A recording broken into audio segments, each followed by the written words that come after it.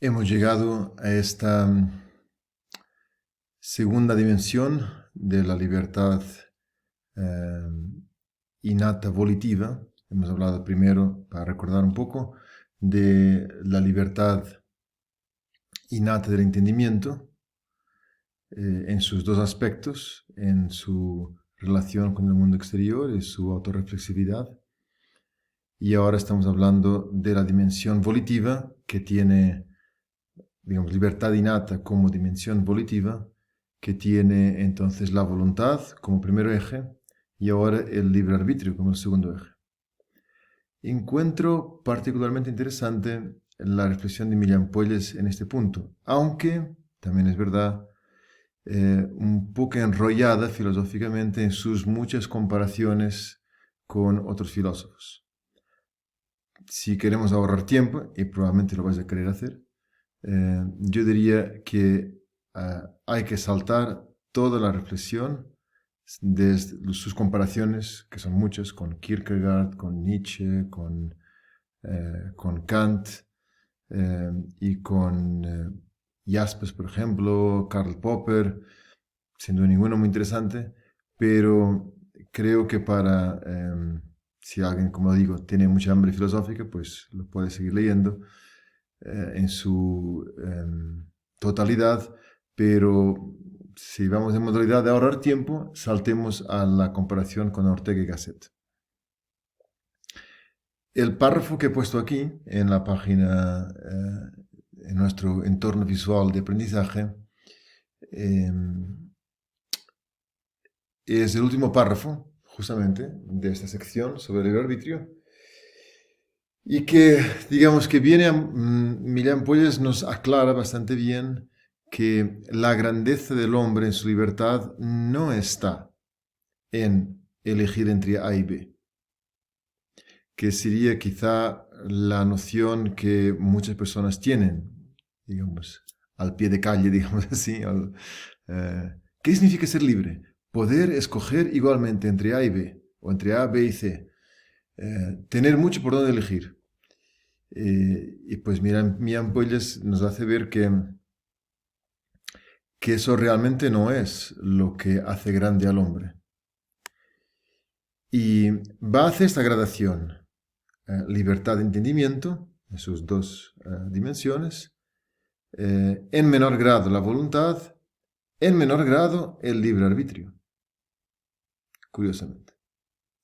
Por eso dice, ¿qué es lo que vale más? Pues vale más, si tuviésemos decir qué es lo más importante, a qué hemos de apuntar, no es a tener el ejercicio del libre arbitrio solamente, sino a tener lo que él llama la libertad moral, que es lo que hemos dicho ya, que es la libertad adquirida, la libertad conquistada. Por eso dice, análogamente, la libertad moral vale más que la pura y simple libertad humana de albedrío, o libre arbitrio, porque incluyendo este modo de libertad, le proporciona un valor que él por sí solo no tiene. En el fondo, la libertad moral es la de hacer el bien que más me edifica, el bien que me conviene. Y por eso ese bien puede ser apetecido por la voluntad, entendido por el entendimiento. La posesión de la libertad humana de albedrío es necesaria. Para que seamos seres humanos, necesitamos de la libertad de albedrío. Un ser humano no puede no tener esa libertad. Si no la tiene, le falta algo. Le falta algo, podríamos decir hasta incluso constitutivamente. Dice, pero no bastante para tener la libertad moral. Mientras que en cambio la posesión de la libertad moral, estoy leyendo aquí este párrafo que he puesto en el entorno visual de aprendizaje, dice, mientras que en cambio la posesión de la libertad moral es suficiente, pero no necesaria, para tener la libertad humana de albedrío. Quien tiene aquella no puede carecer de esta. O sea, quien tiene la libertad moral no puede carecer del libre albedrío. Pero en cambio es posible tener esta, o sea, el libre albedrío, y carecer de aquella, o sea, la libertad moral. La comparación con Ortega y Gasset es la que más decía, es la que más nos puede interesar. También es la más sencilla a nivel de contenidos filosóficos y por eso es la que voy a examinar aquí en este pequeño vídeo. En pocas palabras, estamos diciendo que lo que el hombre es verdaderamente libre cuando vive su máxima vocación, su máxima identidad, aquello que lo potencia mejor o que actualiza sus potencialidades del mejor modo. Vamos con el texto de Millán Puelles en cuanto a la comparación con Ortega y Gasset. Entonces estamos en la página 107, hemos saltado todas las demás comparaciones que digo son interesantes realmente, pero si vamos al grano, pues iría aquí. Dice Ortega y Gasset, y Millán Puelles hace toda una crítica después de este párrafo de Ortega y Gasset, dice: la libertad, asegura Ortega, no es una actividad que ejercita un ente, el cual, aparte y antes de ejercitarla, tiene ya un ser fijo. Ser libre, según Ortega y Gasset, quiere decir carecer de identidad constitutiva, no estar adscrito a un ser determinado, poder ser otro del que se era y no poder instalarse de una vez y para siempre en ningún ser determinado. Lo único que hay de ser fijo y estable en el ser libre es la constitutiva inestabilidad. El hombre es una entidad infinitamente plástica, de la que se puede hacer lo que se quiera. Precisamente porque ella no es de suyo nada, sino mera potencia para ser como usted quiera, repase en un minuto el lector todas las cosas que el hombre ha sido, es decir, que ha hecho de sí, desde el salvaje paleolítico hasta ser el joven surrealista de París. Yo no digo que en cualquier momento pueda hacer de sí cualquier cosa. En cada instante se abren ante él posibilidades limitadas, dice Ortega y Gasset.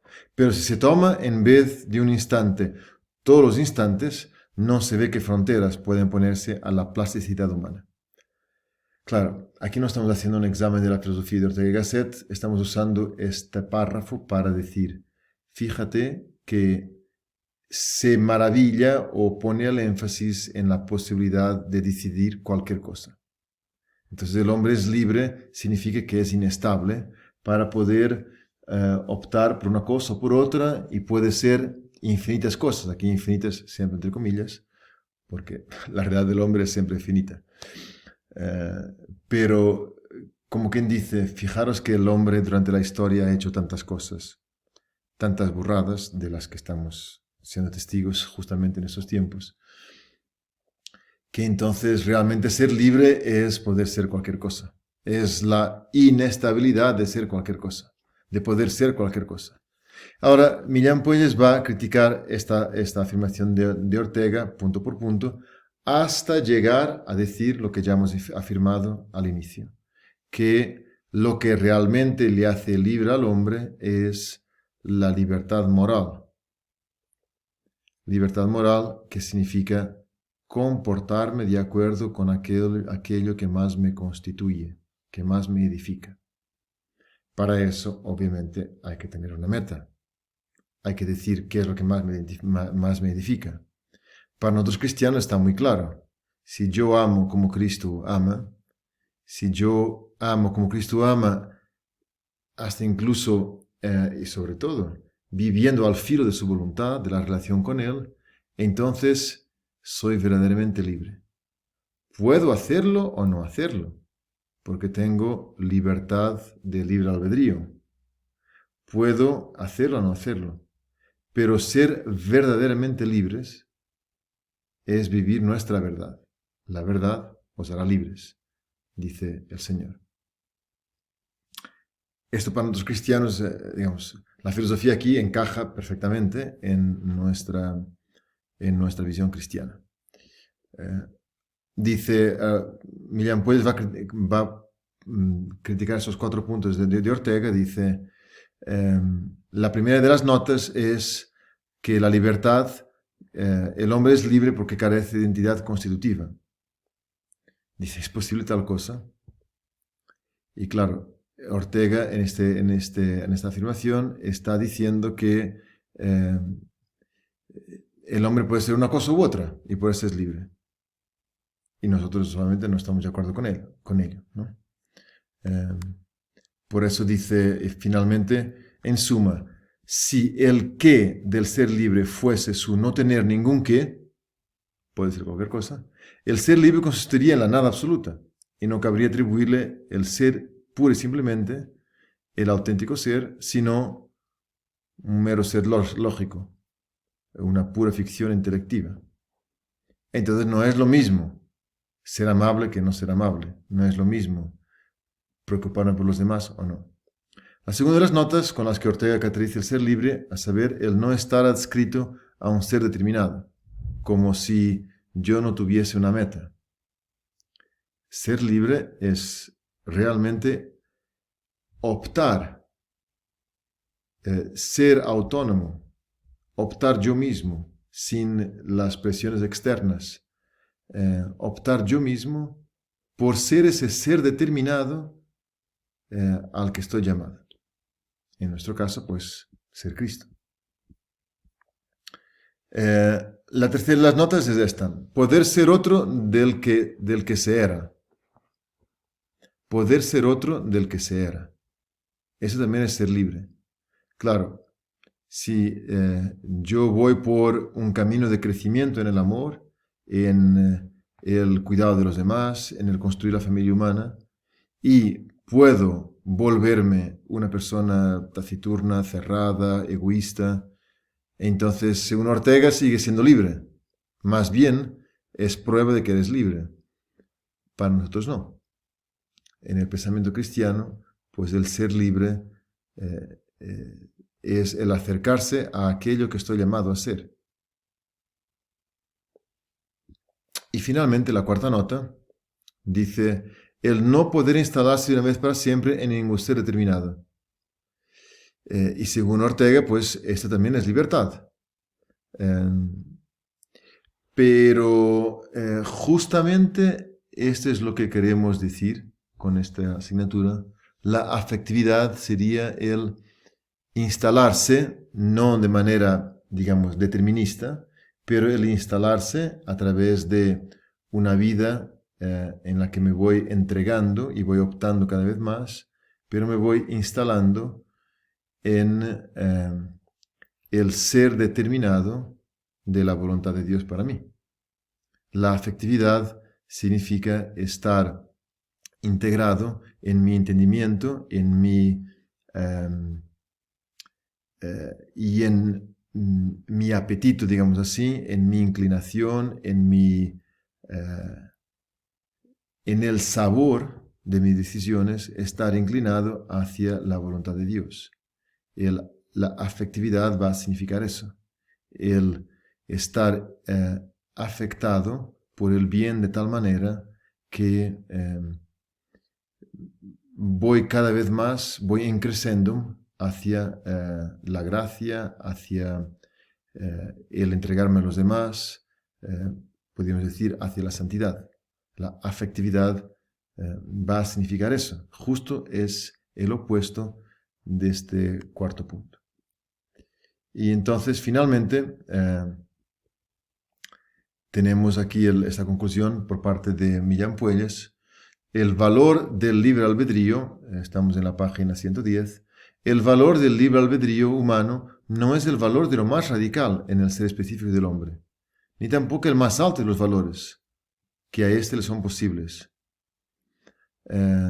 sino el más alto de los valores que el hombre realmente tiene por virtud de su innata realidad. No puede ser el valor de lo más alto, de lo más radical en la índole específica del hombre, porque el libre albedrío humano presupone la libertad trascendental del entendimiento y de la voluntad. Esa es la gradación que os he hablado. Y bien, pues la libertad va a ser entonces vivir lo que yo estoy llamado a ser.